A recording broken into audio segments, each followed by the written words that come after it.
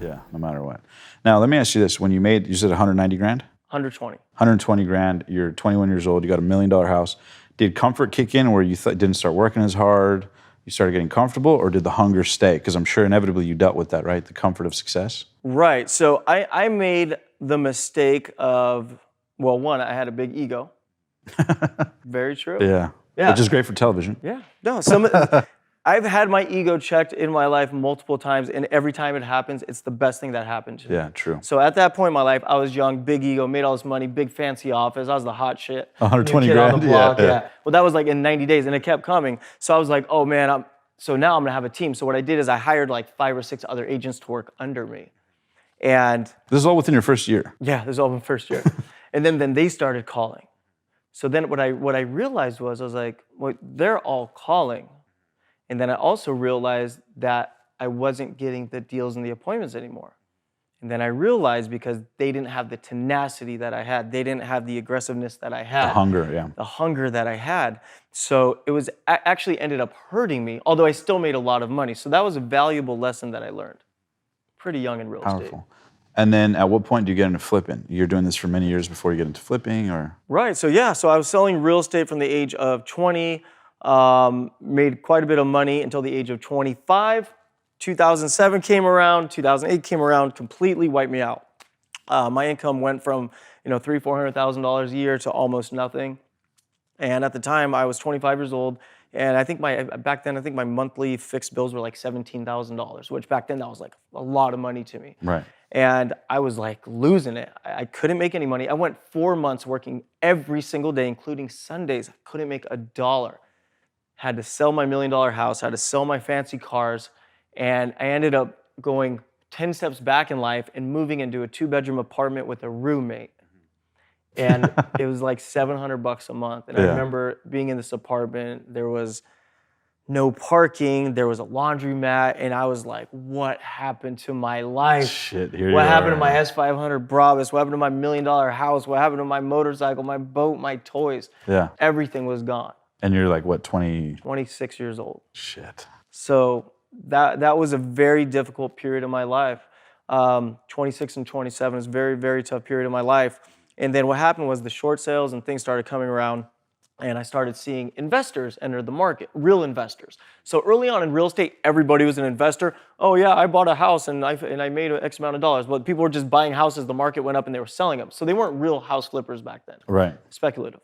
And then I saw real investors coming in, and I was starting to look at numbers. I'm like, wait a minute, I know how to find these deals. So I went to every single person I knew, right? By the way, after going totally broke, we gotta flip houses. Look at this business plan. I had a business plan. Everybody looked at me like I was a psychopath. They literally looked at me like I was a crazy person. They're like laughing, like, you want me to give you like $500,000? I'm like, yeah. They're like, no. Every single person said no. And were you shitting bricks thinking like, man, is this investment actually gonna work, or you're pretty confident in the deals? No, I wasn't even presenting deals back then. I was just presenting the plan. And like everybody said, no, you're crazy. We're not giving you, did you like see what's happening? The world is crumbling. The economy's tanking. You're 26 years old. Yeah. You're poor. Like, no. And every single person that said no to me, you know what I thought in my head? You just screwed up. Every single, and I told them that, you just made a huge mistake. You just made a huge mistake. And I finally found someone that was dumb enough to work with me. His name's Pete DeBest, who's now my business partner on all my real estate deals. And he's like, I'll do it with you. And I was like, well, wait a minute. What do you mean? He's like, yeah, I'll flip a house with you. He's like, how much money you got? I was like, and this was 3 years after the crash, so I saved up a little bit of money. So I had like 30,000. Sure. And then I was like, I'll borrow against all my credit cards.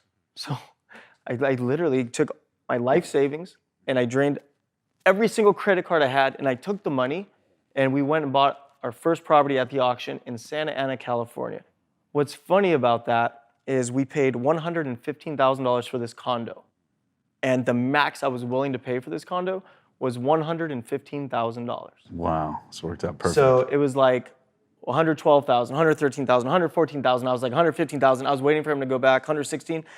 He never came back, and it was like going once, going twice, and I could feel my heart jumping. I'm sweating. I'm like, oh my God, did I just buy a house? It was the first one I ever bought. Yeah. Anyways, went in there. I ended up doing the entire deal, start to finish 90 days, or less than, no, start to finish 60 days, and made $34,000 on that first deal, which back then, after losing everything, was like $34 million. The day I sold that first flip, I made a commitment to stop selling real estate and only flip houses. So again, I went all in, although I only had one house. But it gets even more interesting. While I was flipping that first house, I had that crazy idea to get a TV show. So, Oh, really? On the first house? the first house. People don't know this. So it's not like you had plenty of experience flipping. No, So you were just. Oh, it gets way better. I had no experience. So you barely flipping. even knew what the hell you were doing. I had no idea what I was doing. Not barely. Like I had the home video. I painted the baseboards to the wall. I burned my feet with acid. I electrocuted myself. I did everything wrong. Your deal with the investor was that you would actually like, renovate, like you would take care of everything, and he just puts up the capital. I do everything. You do the capital, split the profits. Got it. Which now the deal's different, obviously. Sure, yeah. But back then, that was the deal. So Wow. So here's actually how I got the show. I'll tell you the story. Let's do it. We were at a real estate convention in Las Vegas, and I was sitting in the very back of this convention because that's what you did. I wasn't a big shot. I wasn't a baller. All the ballers were in the front row. My friend, who was the vice president of a real estate company, sat in the front row. 2 seats opened up because one of his managers got sick. So he texts me. He's like, hey, I got 2 seats in the front. You guys want to come up? I was like, to the front? And I'm so hungover.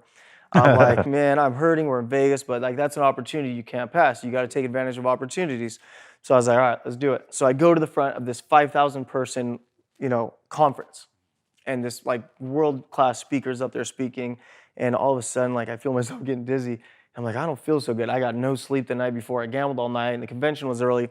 And a guy runs across the stage, and he gives me Advil. I was so embarrassed. Like everybody, like oh, they could tell. They could tell that you were. Yeah. I wasn't doing so hot. Shit, yeah. And then what happened at the break? Yeah. All these guys and girls that were in the front row of this convention, they're all 7-figure earners. They all come up to me and my ex at the time because they're like, "Who are you guys?" They had never seen us before. In order to be in the front, you have to be somebody. Right. We were nobodies, but we were dressed sharp, we were young, we looked good. So we ended up building relationships. One of the guys I talked to, his name was Brady Sandell. He's a realtor in Palm Springs, California. And he's like, oh, I got a local TV show. And when I go to the grocery store and stuff, people know me, like I have to hide. I'm like, I was like, so do you make money? He's like, yeah, I sell houses. I was like, TV money. And it hit me. I was like, if I can get us on TV, I can figure out a way to make money. And how old are you at this time? This was 2010, so I was 28, I think. And you only had like 30 grand in the bank. Yeah. And the inspiration strikes you and you don't let it go. No, exactly. Shit, wow. So the next day, come back from Vegas, 10 o'clock at night. Yeah. And I never told my ex this idea about TV. Yeah. 10 o'clock at night, I lived in San Clemente, California, and she's walking up the stairs. She has one leg up the stairs. She looks over to the right and she's like, so are you coming to bed? It's like 10 o'clock at night. I was like, no, I'm gonna get us a TV show. And I'm serious when I say things. She looks at me, she goes, you're crazy, I'm going to bed. Ended up sending the first email to a production company called Pytown Productions, who now produces Flip or Flop. Holy shit. And so I sent this email out. The very next day, I wake up and Pytown Productions responded. I'm like, wait a minute, like a real Hollywood production company? Like they reached out. So real quick, did you pitch them on a flipping show? Yeah. Okay. I literally sent an email. They had a tab that said casting. And I was like, I want to flip houses on TV. This is what we look like. Yeah. Let me know what to do. And literally this is after you doing one flip only. Like, I mean, no. Like the first week of buying the flip, I was starting the work of the first So you flip. hadn't even successfully flipped yet? No. I haven't even flipped a house yet. And I'm trying to get a house flipping TV show. Yeah. So why not? Talk about imperfect action. Yeah, fuck it, roll the dice. Yeah. So I was like, all right. So there's like, send me a home video. So I called my buddy, who's like good with like computers and technology, who actually invited me to the front row. His name is Brad Pearson. And I was like, hey, I got to shoot like a home video of me flipping this condo. Do you have a camera I can borrow? He's like, yeah, just don't break it. By the way, of course I broke it. Sorry, Brad. I still owe you a camera. I really did break it. Yeah. So I made this home video, had my buddy edit it. I still have the home video to this day. Oh my God. I made a 20-something minute episode. I sent it to the production company. The very same day they call us, we love it. We need to do a 2-day professional shoot with you guys. When are you free?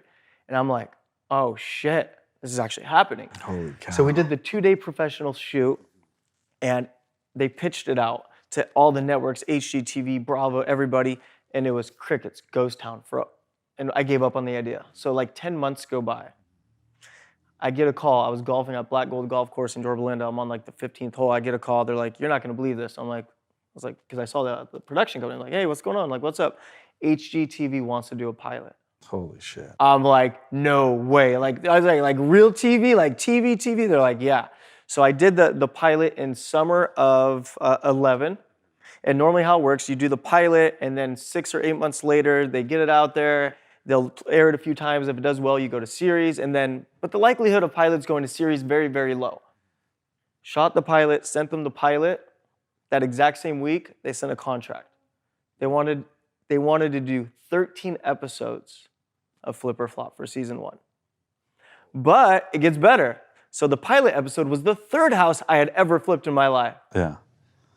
And HGTV isn't saying like what experience you have, what's your credibility. They don't give a shit about any of that. We weren't there yet, but I'll explain. So I had flipped 3 houses in 12 months. I get this contract to flip 13 houses in 10 months and on TV. Jesus. How in the world am I gonna flip 13 houses in 10 months? I have no idea what I'm doing. So what did I do? Signed the contract. It's like, sure, I'll figure it out. Yeah, exactly. I literally told myself I was willing to do whatever it takes to figure it out, and I did. We did the 13 episodes the first season, and since then, the show has just taken a life of its own. It's become the biggest house flipping TV show in the history of house flipping real estate TV shows. That's incredible. If you guys enjoyed that video, be sure to hit that subscribe button right now, because every week we bring you the very best in personal development content, interviews, and insight to help inspire you to take your life and your dreams and make them a reality. And also, if you want to know how to book dream guests the same way I have, you can check the link below for my top 3 secrets. So if you have a podcast or a show or whatever it is and you want to collaborate with them, if you click that link below, I'll give you those top 3 secrets to help you get in touch with anybody. And also, don't forget that The Passionate Few is available on media platforms as well. So you can subscribe to the podcast. And until next time, thank you for being one of the passionate few.